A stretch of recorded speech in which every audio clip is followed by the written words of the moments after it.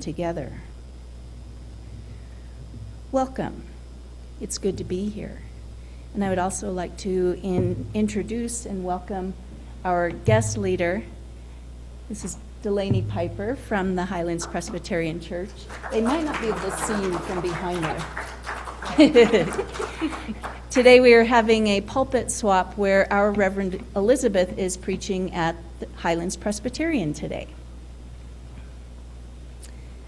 So now let's all settle in and exhale. This is a time for community.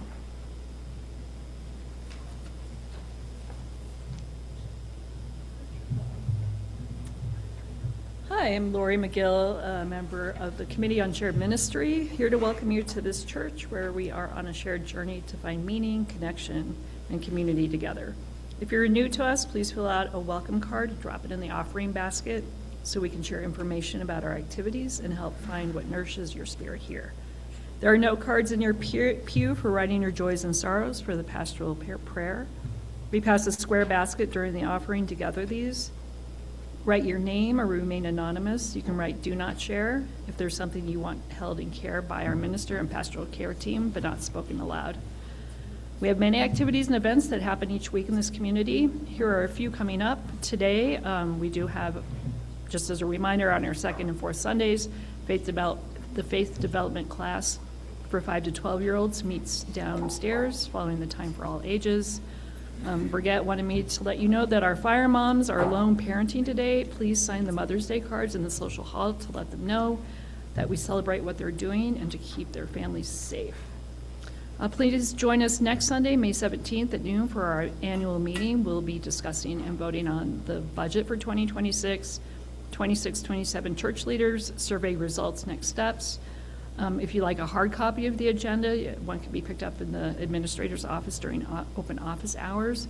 We encourage you to join us and have a voice in these decisions. A new to UU class Sunday, June 7th. If you're interested in learning more about UU or becoming a member, please join us. Lastly, we have a Memorial Day plant sale coming up. Steve will have annuals, perennials, houseplants, vegetable starters, and more. Come by and pick up a plant or two. We gather in person and on Zoom each week, giving from our resources to sustain the work of the church and share our abundance with community organizations, broadening the reach of our values. You can find the text to give number in your order of service or use your Realm app for electronic giving, or the share the plate offerings and pledges may also be dropped in the baskets in a few moments as they pass. Our Share the Plate partner for the month of May is Bethel Outreach Ministries, and we're going to have Carol Jean tell us more about that.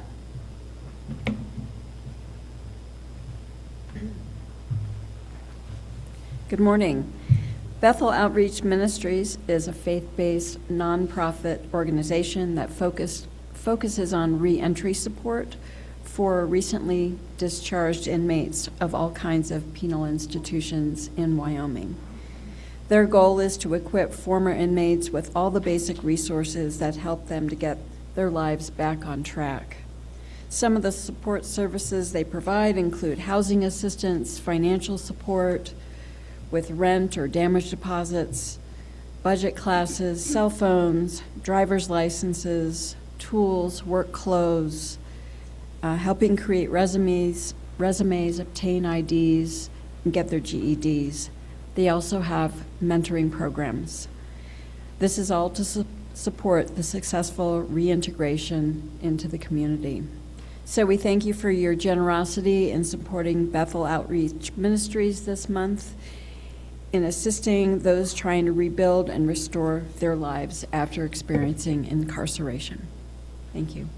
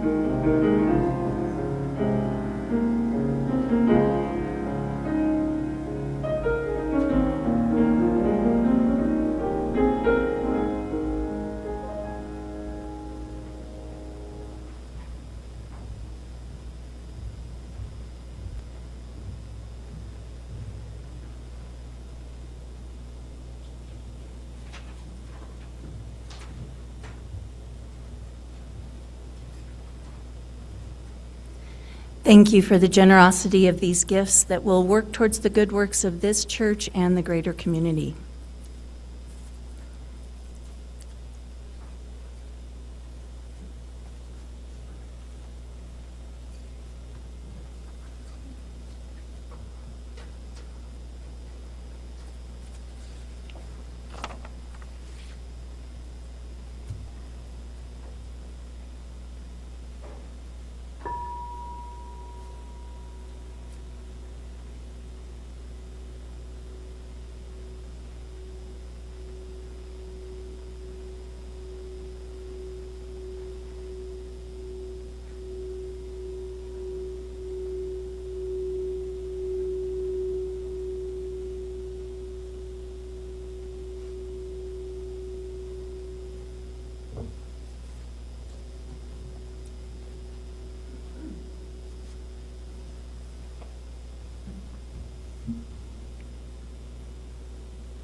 Please join me in spirit with the words to our call to worship.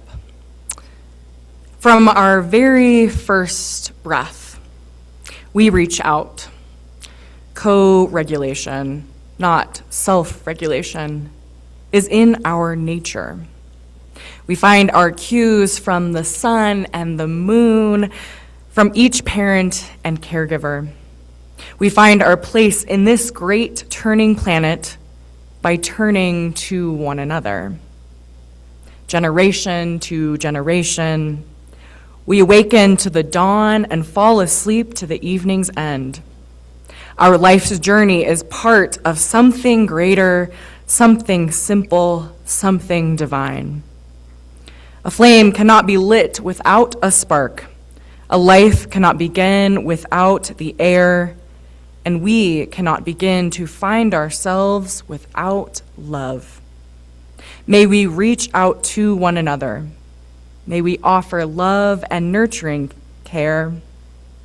May we join together in the celebration of our interdependence of our lives. And in this spirit, let us worship together. For our opening hymn, I invite you to open your gray hymnals and rise in body or in spirit to join us in singing number 318, We Would Be One.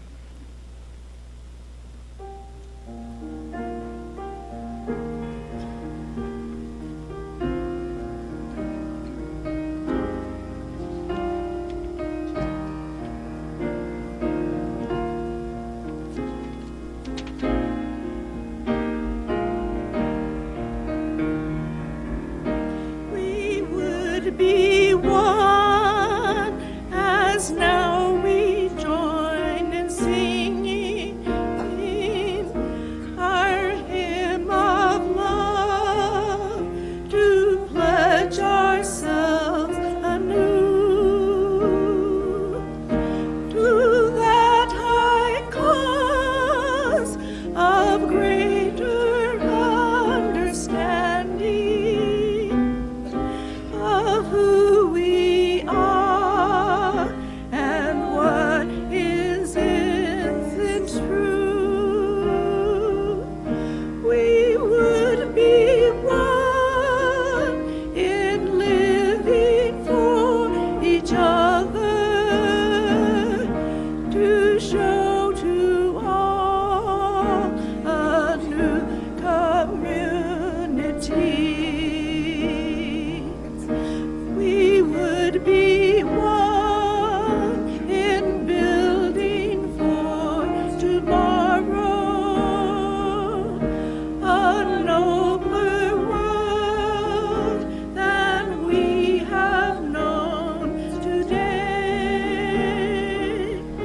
We would be one in searching for that meaning which binds our hearts and points us on our way.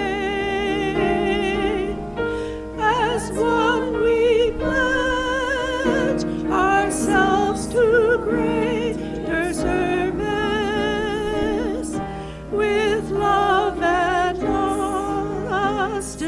strive to make us free.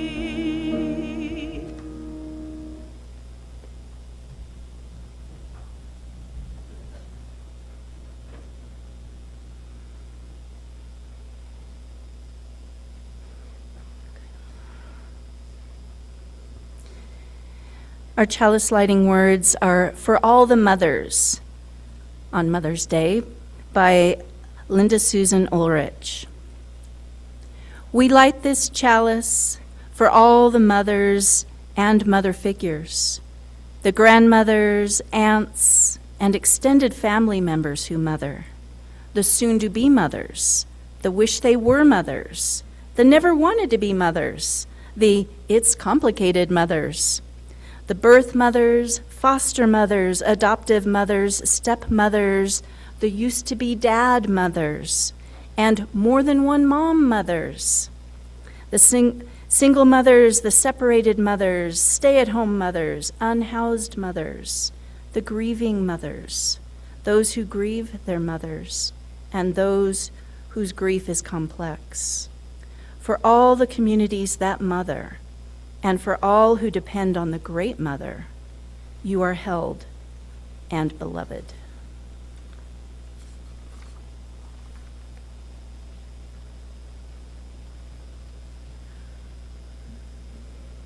Now, will you join me in a spirit of prayer? Holy God of many names, you've been a father and mother to us all. We enter into this time of prayer and reflection with all sorts of mixed emotions. This is Mother's Day, a day set aside to honor, celebrate, and in some cases simply to reflect on those who gave us life. Some of us came to this day with joy, with strong and tender feelings for the people of any gender who have earned the right to be called mother. They not only gave us our lives, but are responsible for shaping our spirits. They have fed us, played with us, nurtured us, listened to us. They have given unselfishly for us. They have loved us unconditionally. If our mothers are still living, we make the extra effort to stay in touch. We find ways to give back a portion of the love which we have so abundantly received. If our mothers have died, we take time to cherish our memories of them, memories which may flood our eyes with bittersweet tears of longing. We miss her, and we feel that loss even more acutely on this day,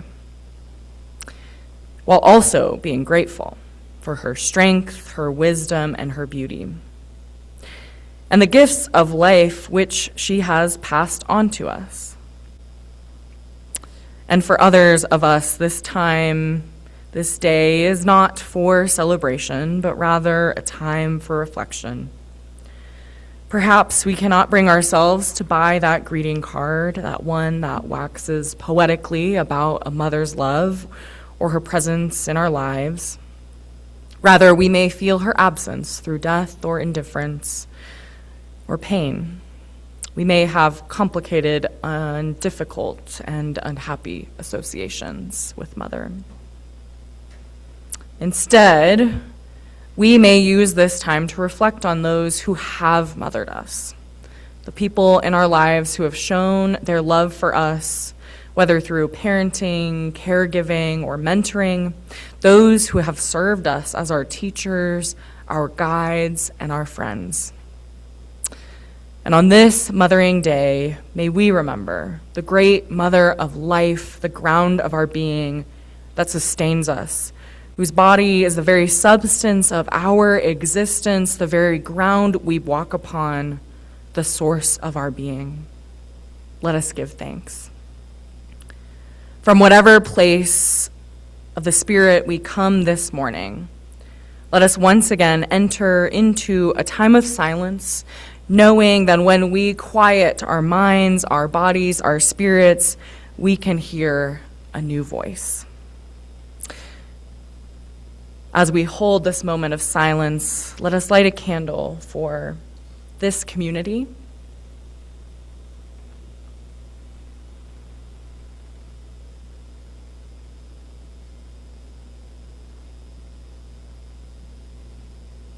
a candle for Cheyenne and our broader community,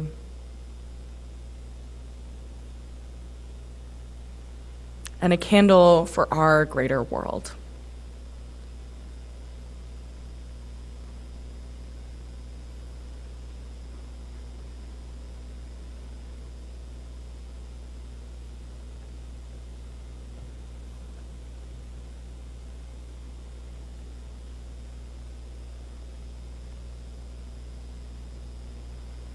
In prayer, we are held.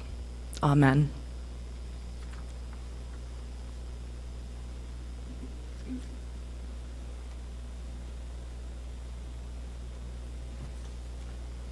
And now, if the young or young at heart wish to join us on the chancel at this time, we invite you to share the leadership of speaking our covenant in unison before our time for all ages.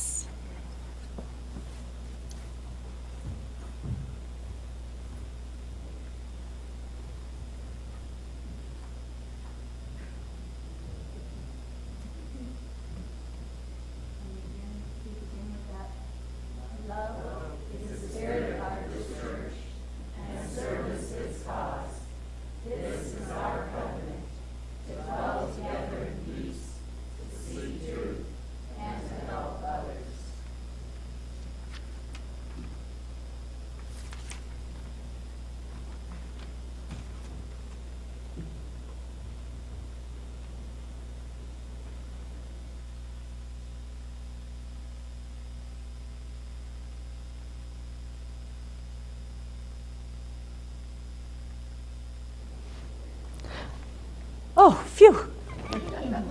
Hi, friends.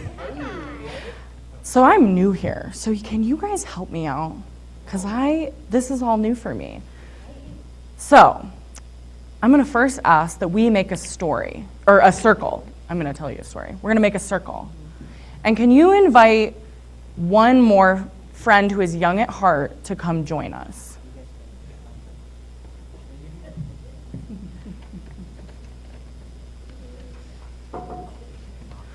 It's up to them.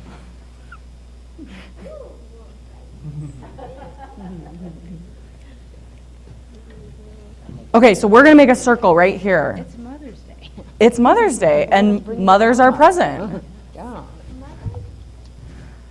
Hi, friends. My name is Reverend Delaney, and if we haven't met before, it's nice to meet you. I am going to tell you a story. And as I tell you this story, I want you to listen carefully for every time I mention someone who shows love to someone else. And whenever you hear this, I want you to throw this ball across the circle from you to someone else, and they're going to catch it. No worries if you drop it. The bonds of love are stronger than that. Does that sound good? Yeah. Okay, so let's begin. A long time ago, context. This is a story that is really important in my tradition, and it is shared in your tradition. Isn't that cool? Mm-hmm. A long time ago, there was a young girl named Mary.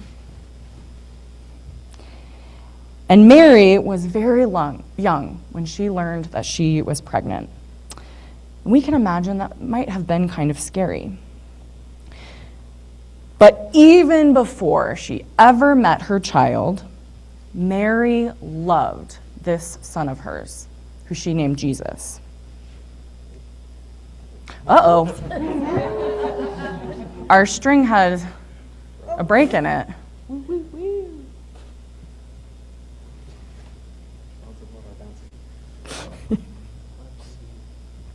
Just like real life, reconnection. Reconnection. This is even more beautiful.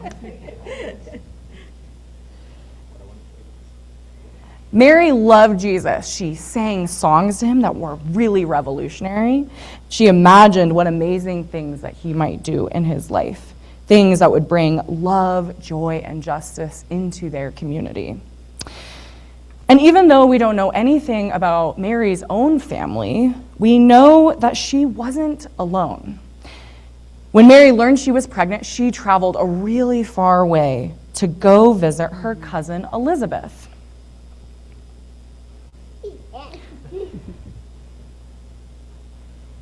And Elizabeth welcomes her with open arms.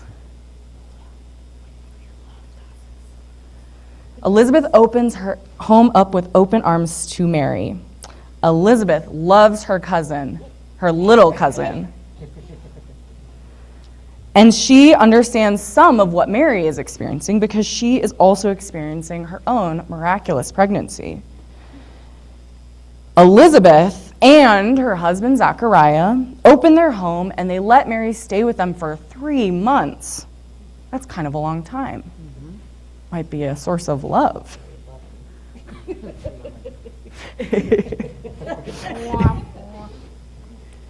And they keep her safe and in their care, full of love and hope until she is ready to go home. But Mary's cousins weren't the only people who showed her love. When she returns home, she also has Joseph, the man who she is going to marry, and he is kind and he stands by her. Mary also has her faith community. Mary and Joseph are Jewish, and so when Jesus is born, Mary and Joseph take him to the temple in Jerusalem for a ceremony that is very important to them. There at the temple, Mary and Joseph meet 2 older, very wise, very spiritually grounded people, Simeon and Anna. Both give blessings to this young family, and they fill Mary with hope. Now look around. What does this look like? A spider web. Exactly. The web of life. I love it. This web represents that we made together, represents all the people who loved Mary into being as she is becoming a mother. Even some people that she only met once and for a very short period of time.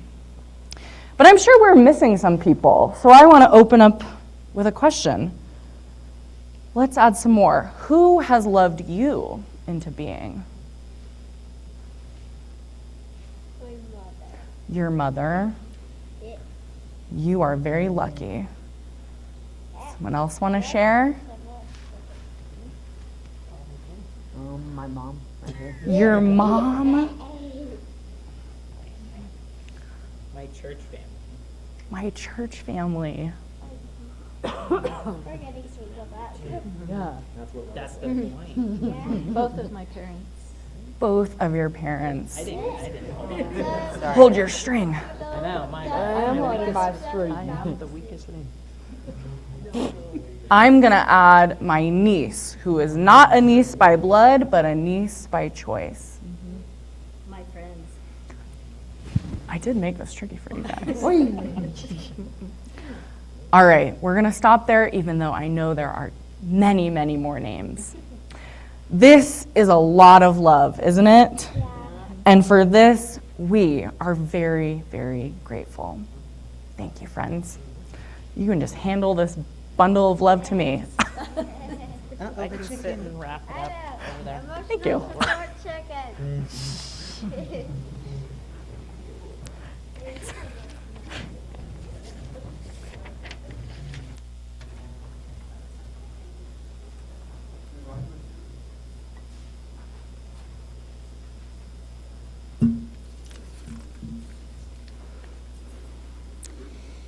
And now our sacred message for today is the Gospel of Luke, chapter 2, verse 22 to 40. When the time came for the purification rites required by the law of Moses, Joseph and Mary took him to Jerusalem to present him to the Lord. As it is written in the law of the Lord, every firstborn male is to be consecrated to the Lord, and to offer a sacrifice in keeping with what is said in the law of the Lord, a pair of doves or 2 young pigeons. Now there was a man in Jerusalem called Simeon, who was righteous and devout. He was waiting for the consolation of Israel, and the Holy Spirit was on him. It had been revealed to him by the Holy Spirit that he would not die before he had seen the Lord's Messiah. Moved by the Spirit, he went into the temple courts. When the parents brought in the child, Jesus, to do for him what was the custom of the law required, Simeon took him in his arms and praised God, saying, "Sovereign Lord, as you have promised, you may now dismiss your servant in peace. For my eyes have seen your salvation, which you have prepared in the sight of all nations, a light for revelation to the Gentiles and the glory of your people in Israel." The child's father and mother marveled at what was said about him. Then Simeon blessed them and said to Mary, his mother, "This child is destined to cause the falling and rising of many in Israel, and to be a sign that will be spoken against, so that the thoughts of many hearts will be revealed.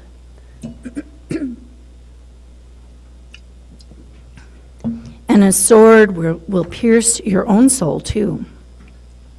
There was also a prophet, Anna, the daughter of Penuel, the tribe of Asher. She was very old. She had lived with her husband 7 years after her marriage, and then was a widow until she was 84. She never left the temple but worshiped night and day, fasting and praying. Coming up to them at that very moment, she gave thanks to God and spoke about the child to all who were looking forward to the redemption of Jerusalem. When Joseph and Mary had done everything required by the law of the Lord, they returned to Galilee, to their own town of Nazareth. And the child grew and became strong. He was filled with wisdom, and the grace of God was on him.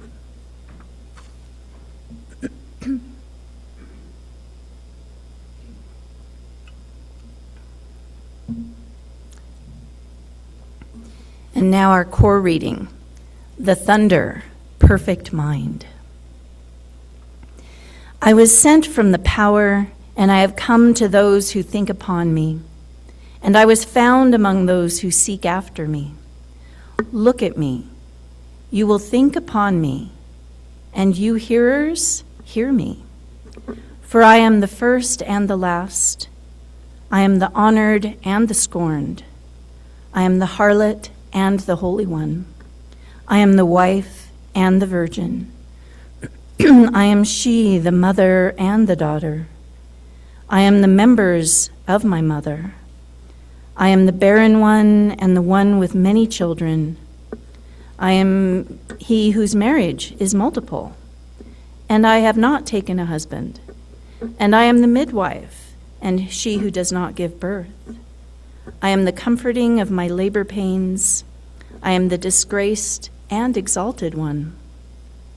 Give heed to my poverty and my wealth. Do not be haughty to me when I am discarded upon the earth. And you will find me among those that are to come. And do not look upon me, the garbage heap, and go and leave me discarded. And you will find me in the kingdoms. And do not look upon me when I am discarded among those who are disgraced and in the least places, and then laugh at me. But as for me, I am merciful and I am cruel. I am she who exists in all fears and in trembling boldness.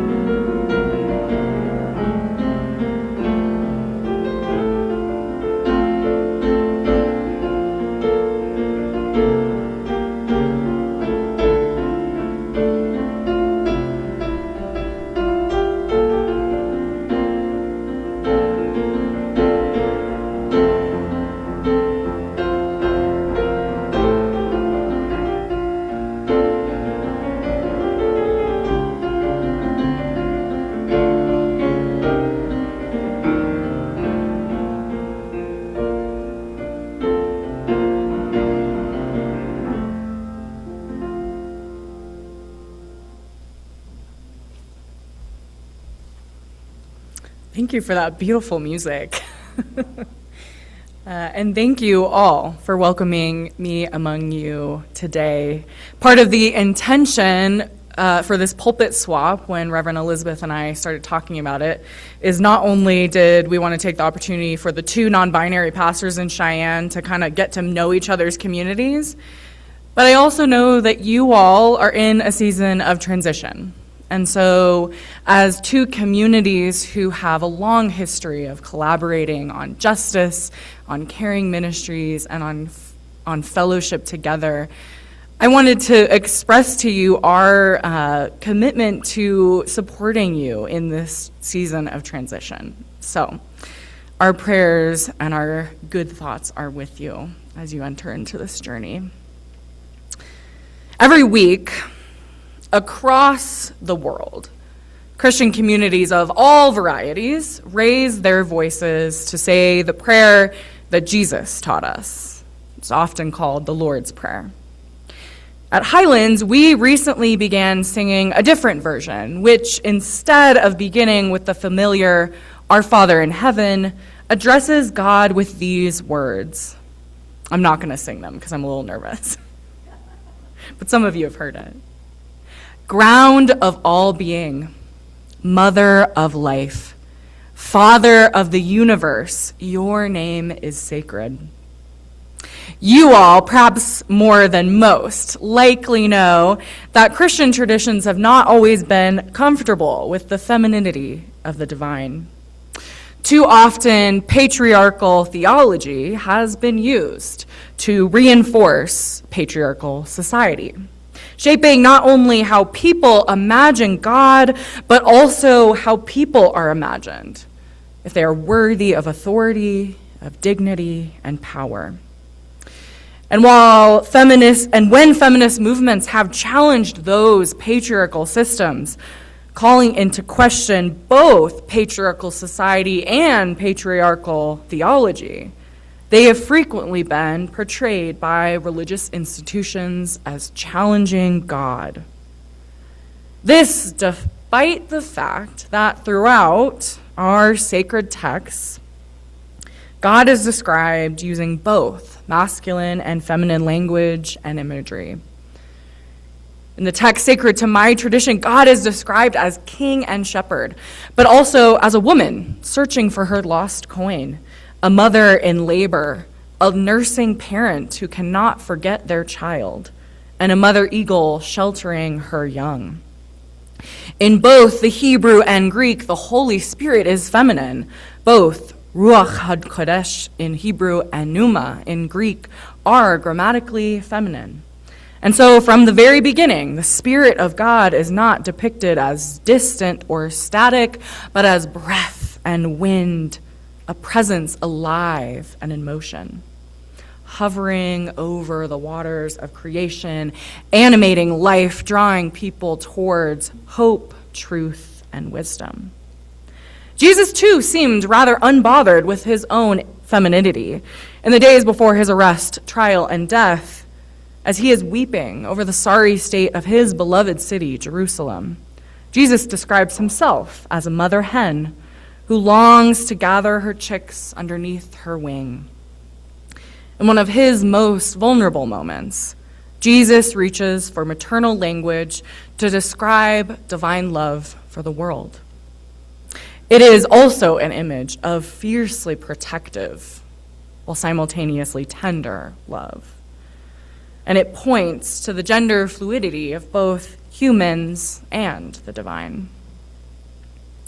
During seminary, I worked at a church in New York City's East Village, which, much like your community, gathered people from all different types of spiritual traditions. We worshiped in a Jewish synagogue, we had Jewish and Buddhist members and staff, and we worshiped and fellowshipped along our Sikh, Hindu, and Muslim neighbors. We like to call ourselves a movement of love. It was there at this church where I first heard the poem that we just heard, The Thunder, Perfect Mind. Now I'm curious, who here is familiar with this poem? Oh, cool. I was expecting it wouldn't be the first time, but it's awesome. So I'm excited to share it with you. There's only one manuscript of Thunder, Perfect Mind in existence. The poem was lost in history until 1945. It was discovered among a collection of other ancient writings in the town of Nag Hammadi in Upper Egypt. A teenager found it while digging in the fields near his family farm. And what emerged from the earth was a collection of writings once treasured by some early followers of Jesus, but which were later rejected by Christian authorities as the church became more institutionalized and powerful. This rediscovery and the rediscovery of these ancient texts over the last 100 years has reinvigorated biblical scholarship and totally expanded the way that we think about the Christian imagination historically and presently. These writings remind us that the early Jesus movement was never a single uniform tradition, but a broad and varied family of communities wrestling with God, with meaning, and how to live faithfully in their world. And as these long-buried voices speak again into our moment, they continue to offer fresh wisdom and new ways of imagining what Christianity has been and what faithful life looks like now. It was at this same church, full of people from all parts of New York City, from all walks of life, and from various faith traditions, that I first heard one of our ministers, a scholar of these extra-canonical texts, preach with this particular poem. For I am the first and the last. Thunder's I am statements echo the I am statements of Jesus in our Gospel of John. I am the bread of life. I am the way, the truth, and the life. I am He, Jesus says. And both recall that mysterious divine name revealed in Exodus. I am who I am. And the effect is striking. Thunder is speaking with a kind of divine expansiveness, layered, paradoxical, impossible to contain neatly within human categories. I am the honored and the scorned. Just as these divine I am statements challenge human categories, Thunder is particularly breaking down all the ways that our world stereotypes women and the feminine, and associates these feminine stereotypes with the divine in unexpected and unsettling ways. I am the harlot and the Holy One. Here, Thunder names the category so often used to divide and diminish women, forcing them into polar opposites of shame or honor, purity or disgrace. But rather than choosing one side, identifying with one, and we would assume the good one, Thunder identifies with all of it. In doing so, she disrupts the very categories themselves and challenges the value society is placing upon women's bodies, identities, and worth. In particular, Thunder identifies deeply with people in trouble, with those rejected, attacked, and pushed to the margins. It is something that echoes with the Christ-like characteristics of my tradition. And it's something Thunder shares with Jesus. I am He, the mother and the daughter. While Thunder primarily speaks in the feminine divine voice, Thunder occasionally shifts into masculine language as well, reflecting a kind of gender fluidity that echoes throughout the Bible's descriptions of both God and Jesus. Thunder opens up space where our assumptions about femininity and masculinity can begin to loosen. It stretches and unsettles the meanings that we attach to women, to men, to feminine, to masculine, undoing those rigid categories and making room for queer identities. I am the member of my mother. I am the barren one and the one with many children. Here, Thunder reminds us that all of us contain multitudes. We carry within us the stories of our parents and our ancestors for good and for ill. We are shaped by the children we have raised, the children we hoped for, the communities that formed us, and the communities that wounded us. None of us exists in a vacuum. We are all part of that vast web of relationships. Relationships that can be loving, nurturing, peaceful, and just, and relationships that can be painful, oppressive, toxic, turbulent, and unjust. And so perhaps this is part of Thunder's wisdom to us today, that to be human is to live within all of that complexity, to resist reducing ourselves or one another into simple categories, and to instead recognize the vastness carried within each person. In my tradition, we would say each of us carries the Imago Dei, the image of God. Each of us carries with us a little bit of saint and a little bit of sinner. As we turn to the gospel, we read a very different divine encounter. Here, there is no booming divine voice or cosmic declaration. Instead, we see an infant and his young parents. This child, who much of the Christian tradition, though not all, have understood to be divine, is utterly vulnerable in his being a baby, totally dependent, held in the arms of his young parents and blessed by strangers in their temple. Here, the divine does not appear as powerful and amazing, but as a baby being tended to, protected, and loved by the adults who surround him. Although we are never told exactly what she says in this encounter, Anna, the prophetess, is the figure who most captures my own imagination in this story. Scripture gives us only a few details about her, a bit of her bio, and yet her presence feels deeply important to me because I have experienced Anna's in my life. And I love how this passage illustrates that web of love, that web of hope, that web of expectation in which Jesus is being born into. It was not just his mother, Mary, who loved him into his existence. It wasn't just his nuclear family, but of a community, which included family and friends, but also strangers and mysterious women at the temple who say strange and wonderful things that, unfortunately for us, someone neglected to write down.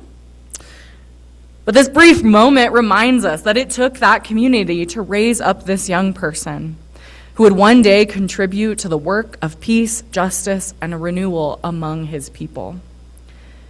And perhaps there is something divine in that too. Human beings tending to the vulnerable children among them. Like spiders patiently weaving that web, they are surrounding him with that love, that hope, that protection and care.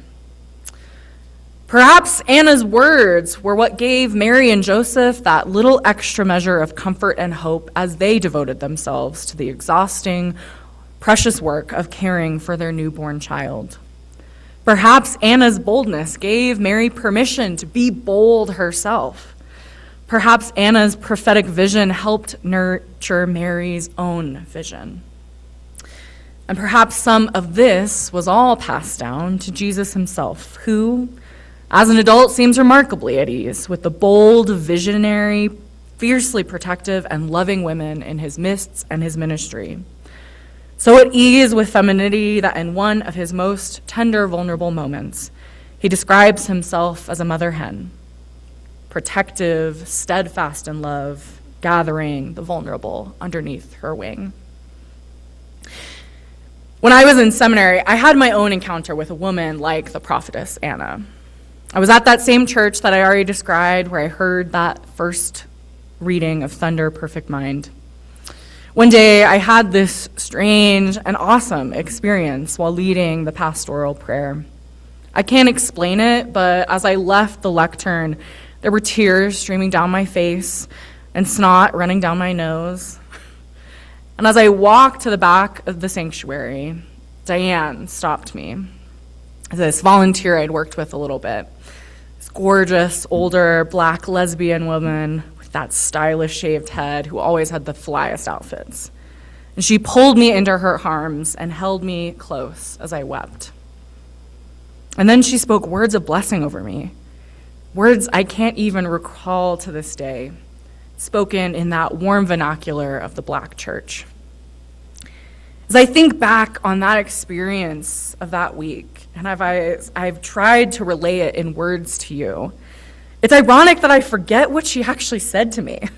I neglected to write them down, just like those biblical writers. I don't remember the exact words, but I do remember what those words meant to me, that I desperately needed to hear them in the moment. They were loving words that caught me by surprise, words that I wasn't sure I deserved from this woman. Diane spoke words of God's blessing that made me larger, freer, and more loving, which is exactly the effect that, as James Baldwin once mused, validates any concept that we might have of God. I treasure this memory of a woman not too far from a stranger to me, reaching out and weaving me ever tighter into that web of mutual love. And I'm sure that we have all had moments like that, where we have been grabbed, held, tethered, knit into this web of being. So as I end, I want to ask you to reflect on some of those moments and perhaps hold them with some gratitude in your heart. If we exist within a web of love and a web of life, with people constantly giving and receiving care, I want you to think, who is in your web? Who have you loved into being? Is there someone you might have forgotten or haven't thought of recently that you would like to remember today? Someone who's no longer here, but perhaps deserves some gratitude. Someone whose loving actions or words felt unexpected to you, perhaps even love you did not feel like you deserved in the moment. Now I want you to think about, who are you loving into being?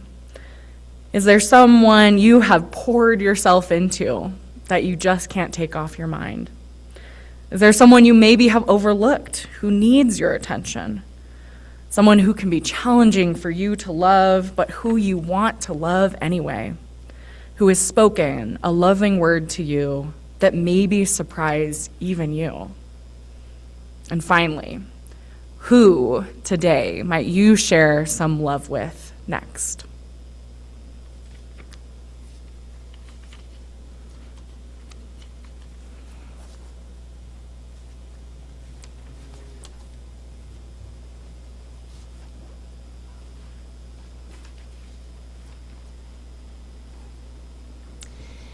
And now please rise in body or in spirit and join in our sung response. Number 131 in the gray hymnal, Love Will Guide Us.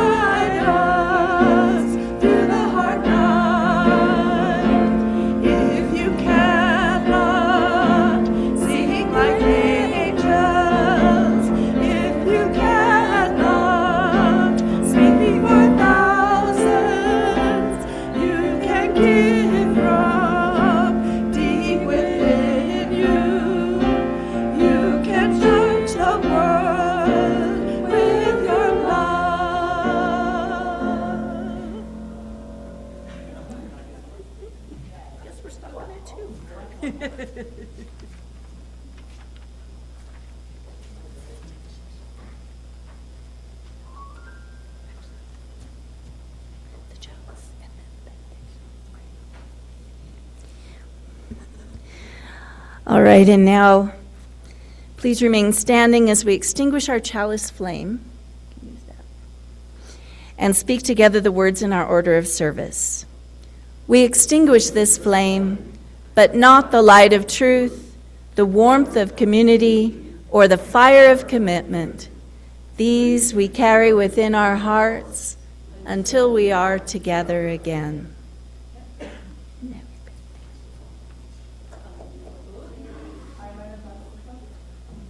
Let me just use my preacher voice. Thank you. And as you go out, I hope that you stay rooted in whatever grounds you at the core of your being, and that you go out grateful for the mothering that you